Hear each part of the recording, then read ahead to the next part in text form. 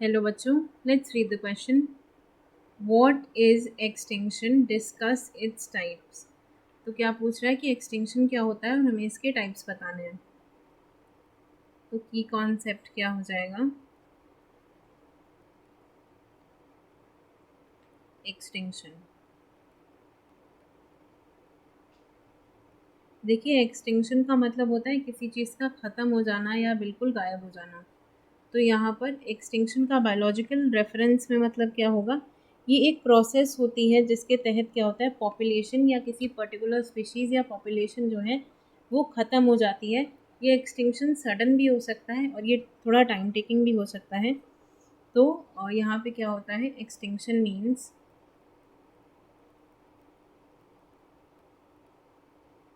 Is the process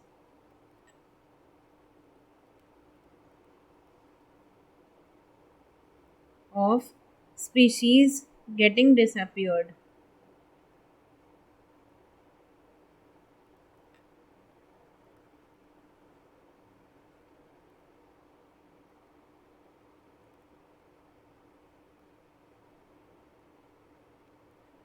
Getting disappeared.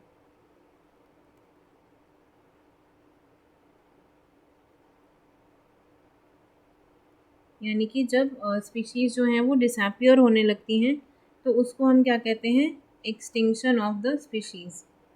So disappearance.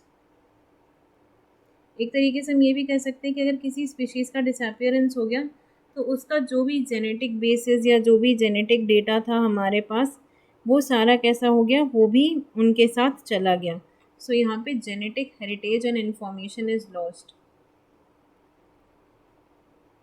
loss of genetic information,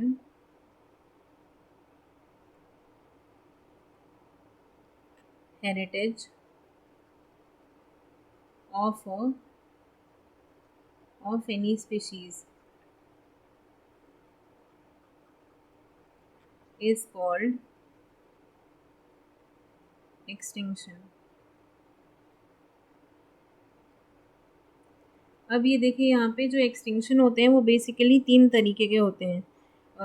जो species होती हैं वो लगातार इवॉल्व करती रहती हैं ताकि वो बदलते इन्वायरमेंट के साथ वहाँ पर अडेप्ट कर सकें। तो हम एक तरीके से कह सकते हैं कि एक्सटिंक्शन जो है वो एक इवोल्यूशनरी प्रोसेस भी है, क्योंकि जो स्पीशीज़ इन्वायरमेंट को अडेप्ट नहीं कर पाती हैं वो सारी एक्सटिंक्ट हो जाती हैं।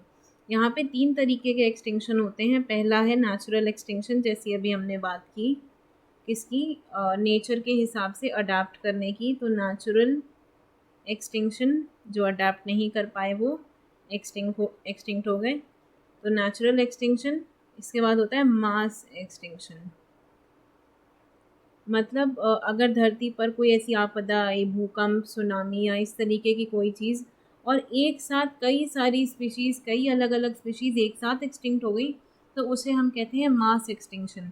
और इसका बेस्ट एग्जाम्पल कौन है, dinosaurs. So dinosaurs are the best example to this mass extinction वाला फिनोमिना। तो डायनासोर्स। और इसके बाद देखिए एंथ्रोपोजेनिक एक्सटिंक्शन।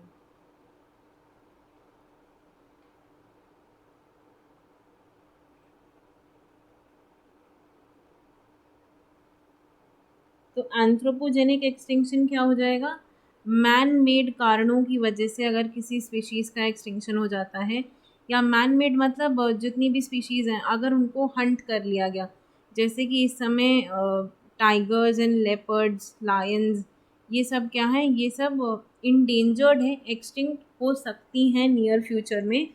सो यहाँ पे एंथ्रोपोजेनिक एक्सटिंक्शन में मैन मेड, हम कह सकते हैं आर्टिफिशियली इंड्यूस्ड।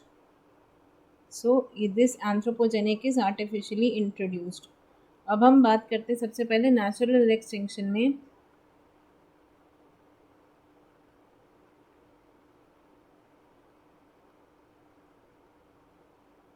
नेचुरल एक्सटिंक्शन में एग्जांपल हो सकती हैं यहाँ पे मॉथ, बिस्टन बेट्यूलेरिया, बिस्टन बेट्यूलेरिया।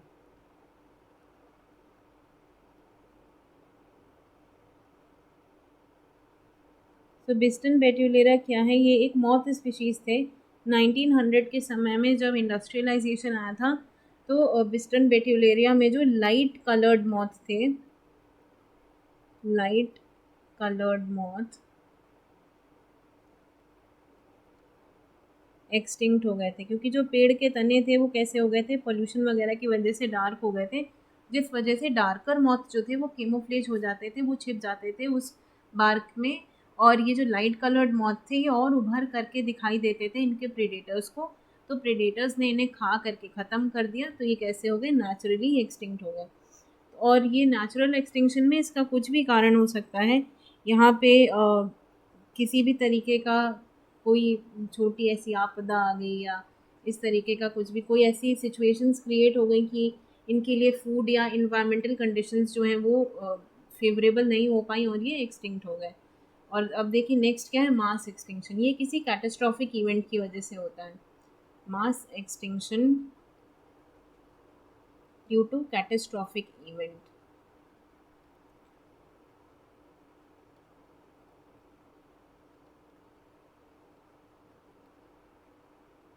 कैटास्ट्रॉफिक इवेंट्स, जैसे कोई बहुत बड़ा विनाशकारी कोई इवेंट हो, बाढ़, सुनामी, बहुत बड़ा भूकंप या ज्वालामुखी, और कई सारी स्पीशीज़ को एक साथ ख़त्म कर दे, तो वो है मास एक्सटिंक्शन। अभी हमने बात की एग्जाम्पल की डायनासोर्स। इसके बाद देखिए मास एक्सटिंक्शन के अलावा यहाँ पे नेक्स्ट है एंथ्रोपोजेनिक, यानी मैन इंड्यूस्ड।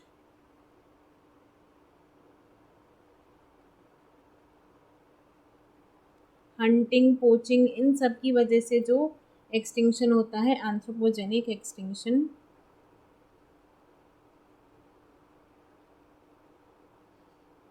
जैसे हंटिंग या पोचिंग की वजह से। और 1947 तक जो लास्ट चीता है उसका जो शिकार किया गया था इंडिया में, वो 1948 में किया गया था, जिसके बाद चीता जो है वो पूरी तरीके से मतलब इंडिया से एक्सटिंक्ट हो गए थे। तो ये कैसा एग्जाम्पल हो गया? एंथ्रोपोजेनिक। एग्जाम्पल के लिए चीता इन इंडिया। अभी कुछ चीते नए लाए गए हैं इंडिया में। सो यहाँ पे एंथ्रोपोजेनिक एक्सटिंक्शन का एग्जाम्पल क्या हो गया? The Indian चीताज। So I hope you understood it well. Best of luck.